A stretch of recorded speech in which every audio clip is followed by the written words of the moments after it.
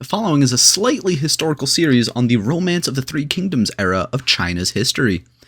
Because this is based off of a video game, and myself playing it, there will be a lot of incorrect information that we will correct using the help of Wikipedia. For those of you who want to learn more about Dynasty Warriors, or the Romance of the Three Kingdoms era, I suggest reading the book. Please enjoy the following presentation. Next up, we'll be getting into Cao Pi, who we saw a lot of in this story. And although his story ends a lot sooner, it does start a little bit earlier.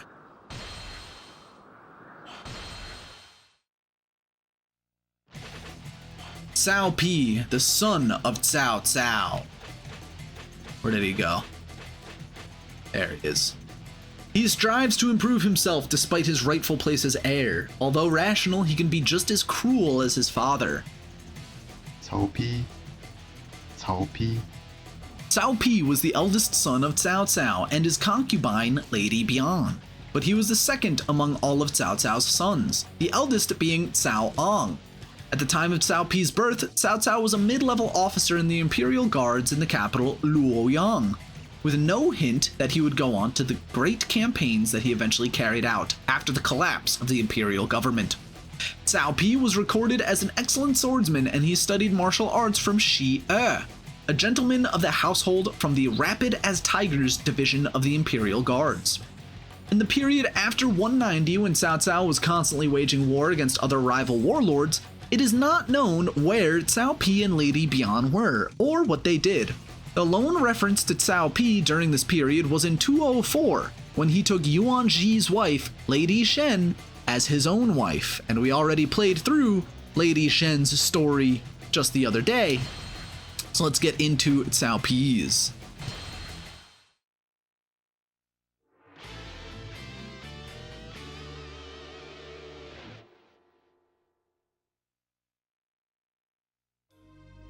I am Cao Pi. Like my father Cao Cao, I too have ambitions for ruling the land. After all, it is my duty to carry on his legacy. First, we must exterminate Yuan Shao. Such a pathetic, pretentious man. I shall get rid of him along with his pathetic fantasies of power. So like I just mentioned, the lone reference to Cao Pi was during 204 when he took Yuan Shi's wife as his own wife. At the time of the Battle of Guan Yu, Cao Pi was only 13 years old, and there is no mention of him being at the battle or even in the area. Like I just said, it is not known where Cao Pi and Lady Jian were. Especially at the age of 13, I don't think he would be on the battlefield. So I think what the game is doing here is, because it doesn't actually have the conquests of Cao Cao into the northeast after the Battle of Guan Yu, and 4 years later, when Cao Pi is 17, taking Lady Shen as his wife, I think they're just trying to combine that into this one situation here. Father, I cannot believe you were once friends with such an ordinary individual. You and he stand at completely different levels. I, however, shall rise above you both. The land is in chaos. Huh. Time has come. We must act accordingly and assume control. Cao Pi, as my son, you must play your part in this epic as well. Just a side note, Lady Shen was 4 years older than Cao Pi. So 21-year-old woman being stolen by a 17-year-old. We shall advance our army to Guan Yu to force a showdown with Yuan Shao. Even though the enemy army is large, Yuan Shao is an inept commander. They will be no match for us. Cao Pi, I leave the defense of Guan Yu to you. As my heir, I expect nothing but the best from you. Understood?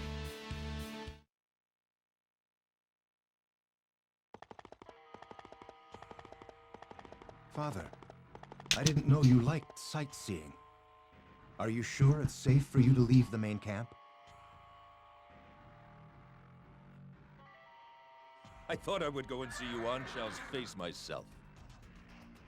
Besides, Guan Yu is here. I need not worry.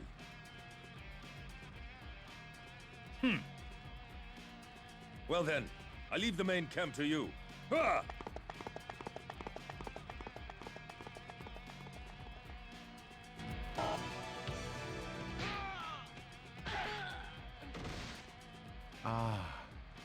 such a beautiful flower to be found on the battlefield. Come with me. Who are you? I won't forgive such rude words. You can't forgive me? Well, that's more your problem than it is mine. You have a decision to make. Do you really want to stay here with these Yuans? Or would you rather let your petals bloom beneath me?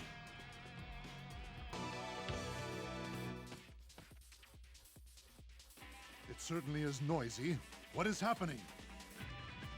The enemy has attacked Wu Chao. It's in flames. What's that? Cao Cao, you pretentious fool!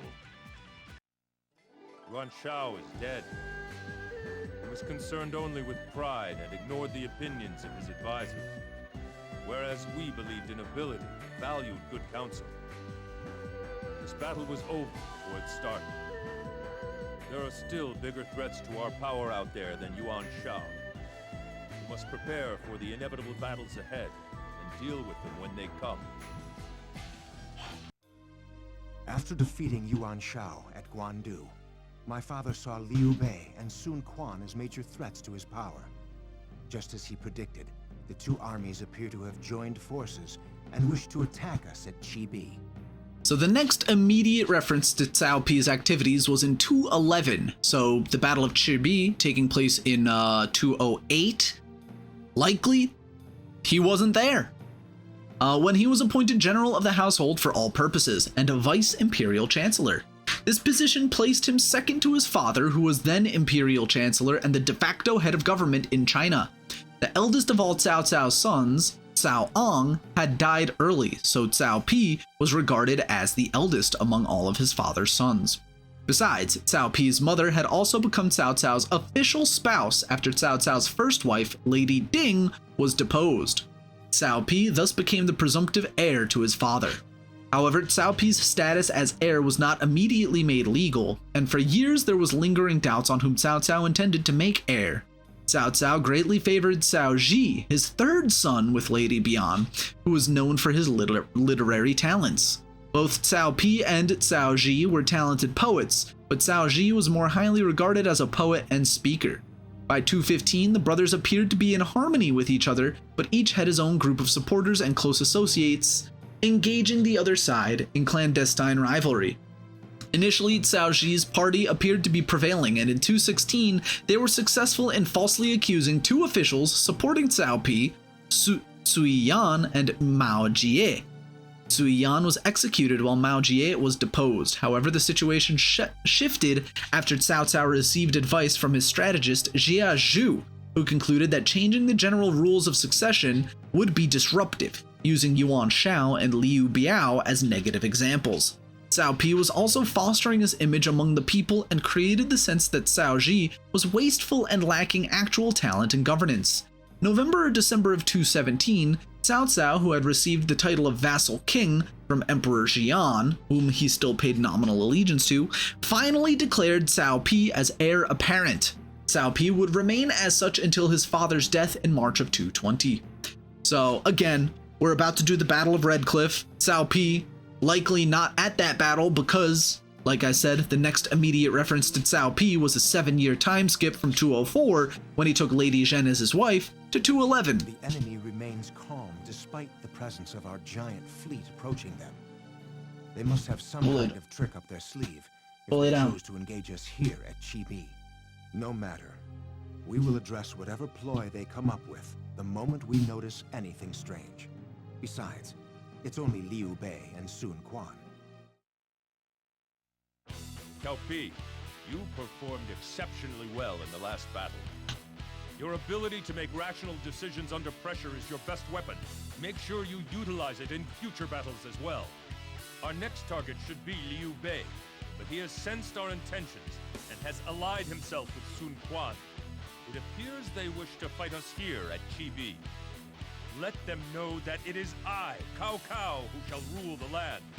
Cao Pi, I want you to go and put an end to their pathetic alliance. And as we know, Cao Pi not being at this battle, the Battle of Chibi, Cao Cao loses, but it's gonna be his his storyline, so.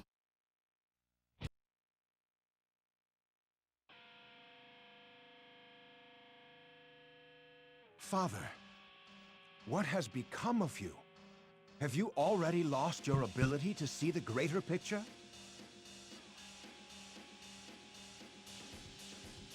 Tying your ships together in war? This is ludicrous. It's like tying your hands and feet together.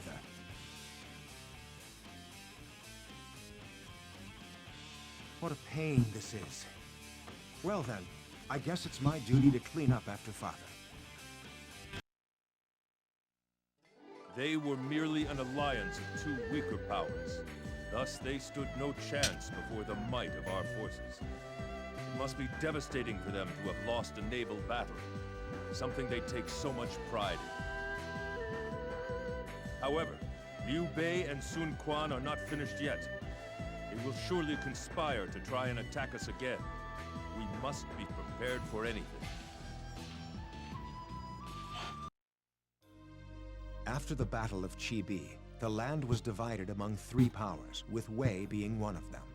However, despite this glorious moment, my father would not live to see it.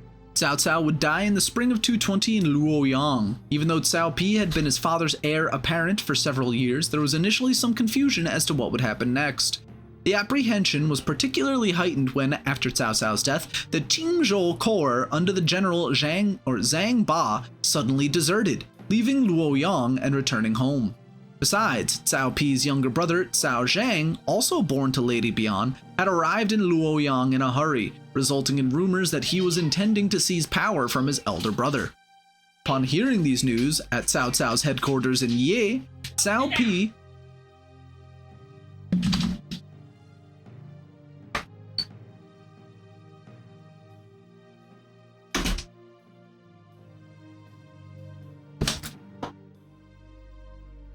Upon hearing these news at Cao Cao's headquarters at Ye, Cao Pi hastily declared himself the new king of Wei and issued an edict in the name of his mother, Queen Dowager Bian. Before receiving an official confirmation from Emperor Jian, to whom he still nominally paid allegiance.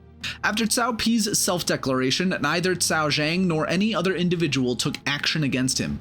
Cao Pi then ordered his brothers, including Cao Zhang and Cao Ji, to return to their respective fiefs, with the help of Jiang Ji. The political situation was soon stabilized. Father, it appears you were unfit for unifying the land. Watch me accomplish what you could not from your seat in the heavens. In the winter of 220, Cao Pi made his move for the imperial throne, strongly suggesting to Emperor Jian that he should yield the throne. Emperor Jian did so, and Cao Pi formally declined 3 times, a model that would be followed by future usurpers in Chinese history. And then he would finally accept, establishing the state of Cao Wei. This event marked the official end of the Han Dynasty and the beginning of the Three Kingdoms period. The dethroned Emperor Jian was granted the title the Duke of Shanyang. Cao Pi granted posthumous titles of emperors to his grandfather Cao Song and his father Cao Cao, while his mother, Queen Dowager Bian, became Empress Dowager. He also moved the imperial capital from Xuchang to Luoyang.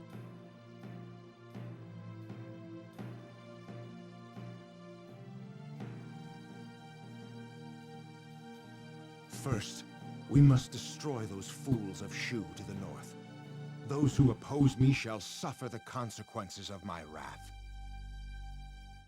Alright, what battle are we skipping to? Lord Cao Pi, I applaud you on the formation of the new Wei Kingdom. I, Sima Yi, intend to present you with nothing but victory. It is Ma Su who has positioned himself at Jieting. What do they intend to accomplish by setting up atop that mountain? The fools will be doomed by their own hand. So, looks like we're going to be skipping ahead to the Battle of Jieting.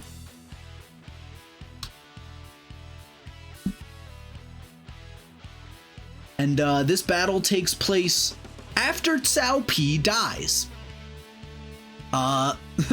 So I guess we're just skipping to the end of Cao Pi's story, which is kind of funny because there are battles he was involved in, but the 2 battles we had, Chi-Bi and Guan Yu, he wasn't there for. and now we're skipping 2 battles that he was dead for.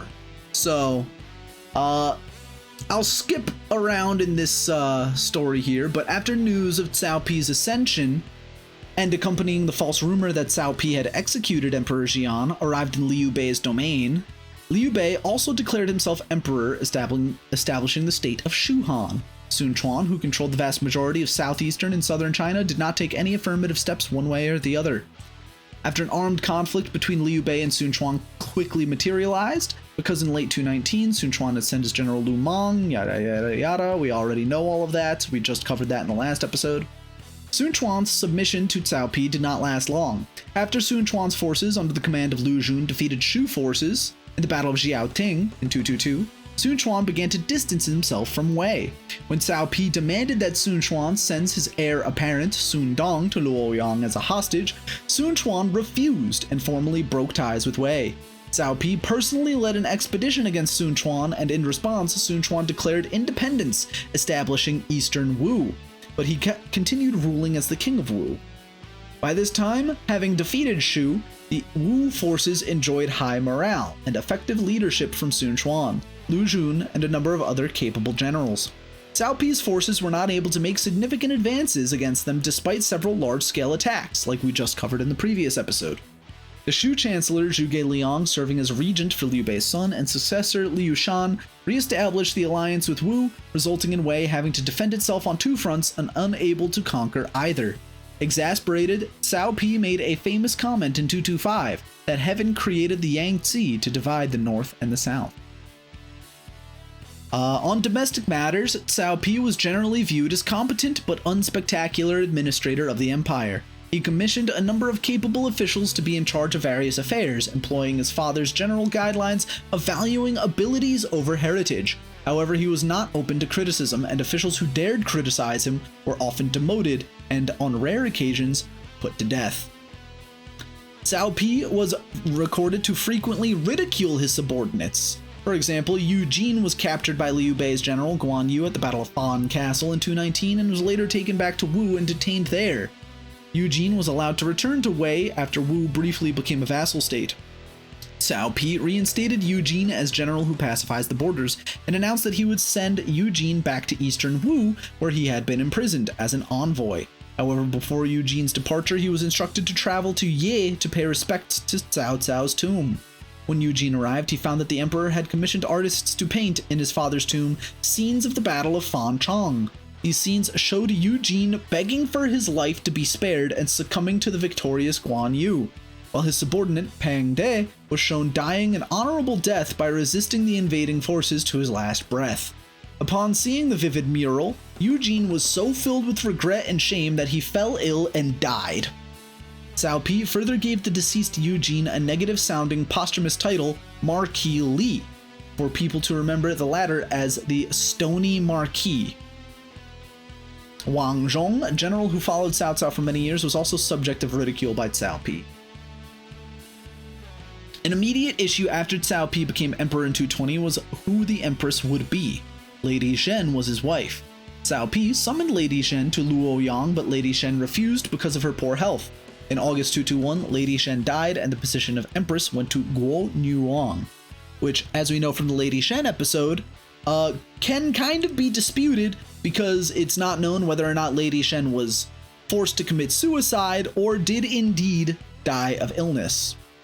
Guan Yuan did not bear Cao Pi any children. Cao Rui was the eldest of Cao Pi's sons, but because of his mother's death, he was not instated as the crown prince. Instead, Cao Rui was appointed Prince of Ping Yuan after his father's ascension to the throne. Cao Pi did not appear to have seriously considered any other son as an heir.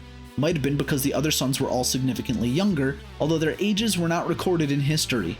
In the summer of 226, when Cao Pi was seriously ill, he finally named Cao Rui as his crown prince. On his deathbed, he entrusted Cao Rui to take care of Cao Zhen, Chen Chun, and Sima Yi. Following his father's death, Cao Rui ascended the throne at the age of 21. And this is where we get into now these battles where Cao Pi is actually supposed to be dead, and I guess we can imagine ourselves as Cao Rui instead. But from here on out, Cao Pi is supposed to be dead. The path to the mountain in order to can survive their initial attack, we shall be able to wipe them out at once. Lord Cao Pi, your new era begins now. I defeated Ma Su and occupied Jieting. Everybody knows what happens when such an inexperienced person challenges me in battle. I suppose it was a good training session, though. This battle has proven that there is nobody left within Shu to oppose us. Our elite troops simply need to chase them down and ensure that every last one of them has been eliminated. The victory at Jieting is only the beginning. We shall finish Shu off at the next battle. We share a long history with Shu since the days of my father. I shall see to their demise myself. The enemy appears confident. We must be careful when fighting those who know they will not live to see tomorrow. We too must fight with everything we've got. The fate of Wei and Shu shall be decided here at the Wujiang Plains. Father, I shall bring about your long-standing obsession for conquest here. The next battle will take place at the Wujiang Plains. Shu has dug themselves in, and they are prepared to fight. The victor here shall ultimately claim supremacy over the land. This attack, it's as if Zhuge Liang is worried about something. Perhaps he does not have much longer to live. Could not have asked for a better gift from the heavens. It would be best to wait for the enemy to destroy themselves. We must concentrate on our defenses first, and then strike at the enemy when the time is right.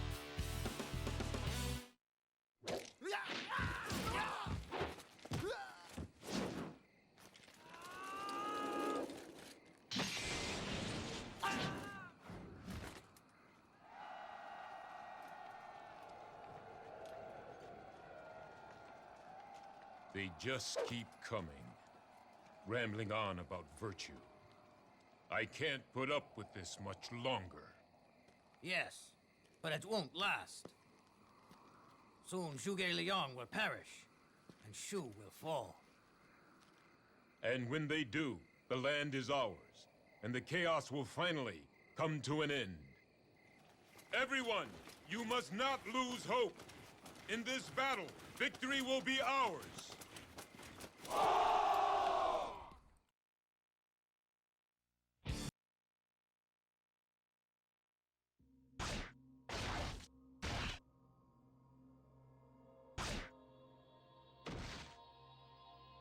My empire has been embarrassed by this pathetic kingdom for too long. Father, at last I will prove myself to you by conquering Shu.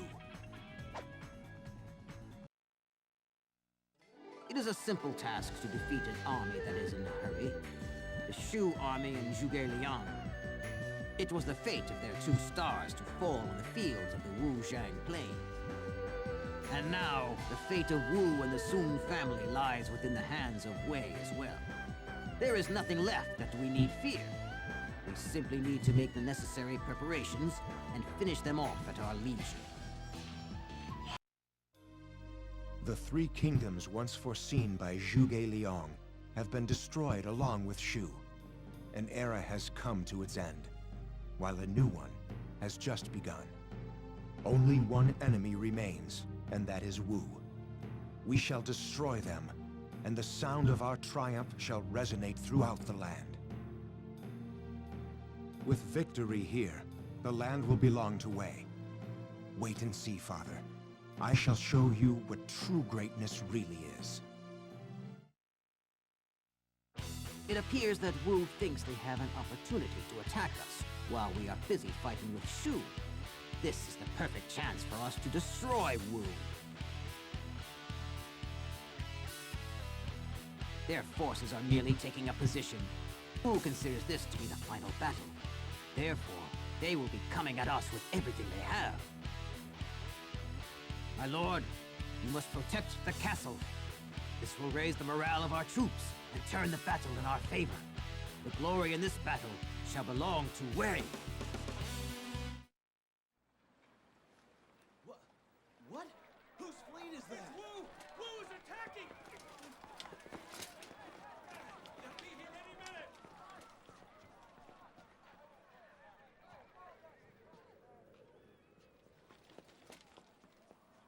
If we win this battle, the kingdom of Wu will be finished.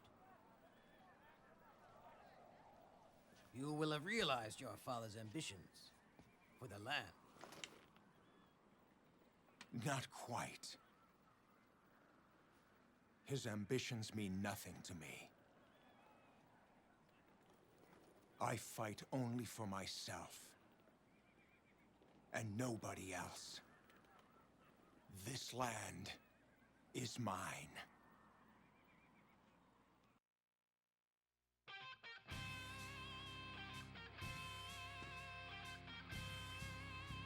You treat this army like it was your own, Sima Yi.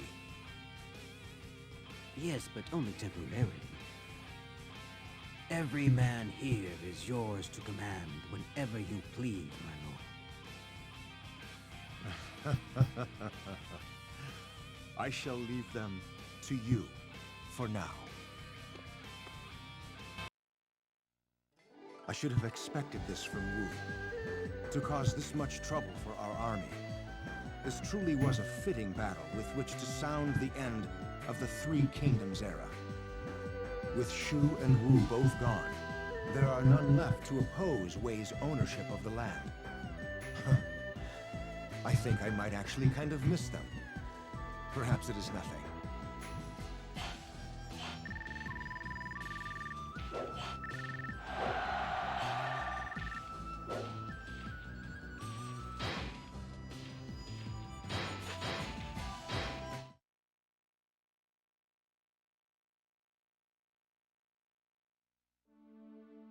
It was during the final days of the year 200 AD when the Han Dynasty saw its end. Its demise ushered in a new era of chaos, brought on by several regional lords vying to rule China. There were those who sought absolute power, as well as those who fought for justice, and some simply fought for the sake of their beliefs. Many would rise and fall in their attempts to dominate the land. Cao Pi was born during the chaos as the heir to Cao Cao. Along with his cool persona, he excelled in academics and was fond of both the martial and literary arts, making him a most capable officer.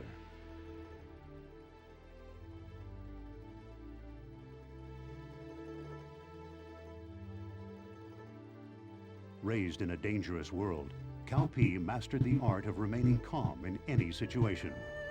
Watching his father closely, he absorbed all the strategy and tactics he could and began refining his own skills.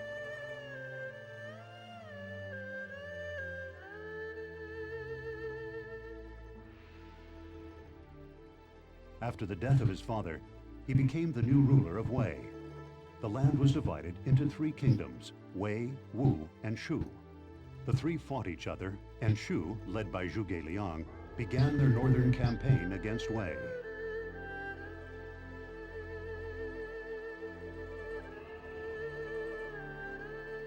Cao Pi, who was aware of Zhuge Liang's genius, appointed Sima Yi to engage the enemy. Overcoming the enemy's tactics, Wei emerged victorious. It was at that moment Cao Pi realized he had surpassed his late father.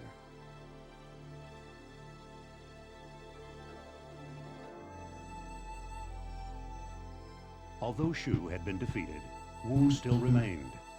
When Wu began attacking Hefei, he again sent Sima Yi to lead the defense. This would turn out to be Wei's final battle, and Cao Pi successfully conquered all the land.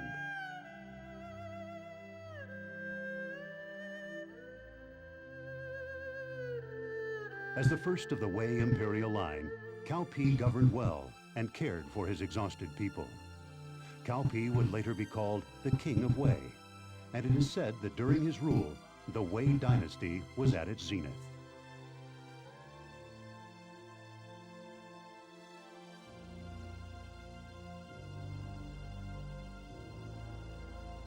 These tales, long forgotten in the flows of time, are about the legends of which no one can recall.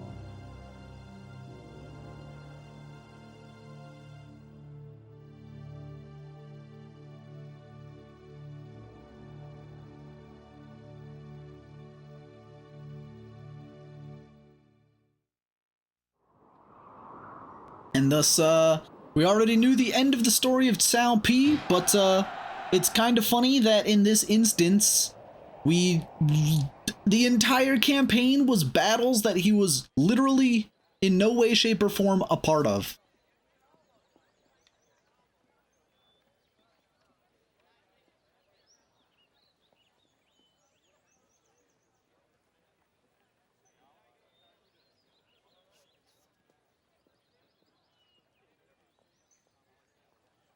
Someday soon, the land will again be in chaos. Or someone will simply take it away from us.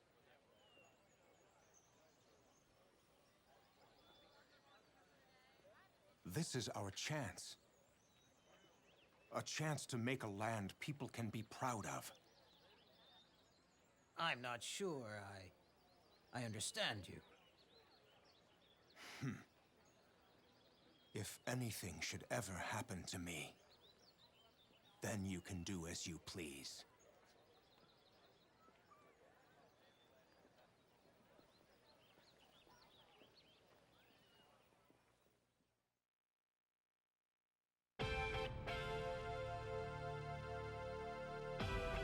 And that is going to be it for today's episode of Chinese History. Sun Quan and Cao Pi. Sun Quan obviously had a lot more going for him, while Cao Pi,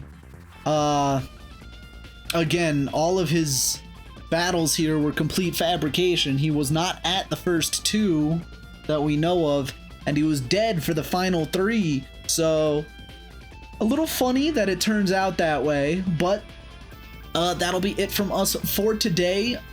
Later tonight, we will be back with more Paper Mario 1000 Year Door. We're gonna be going to the moon!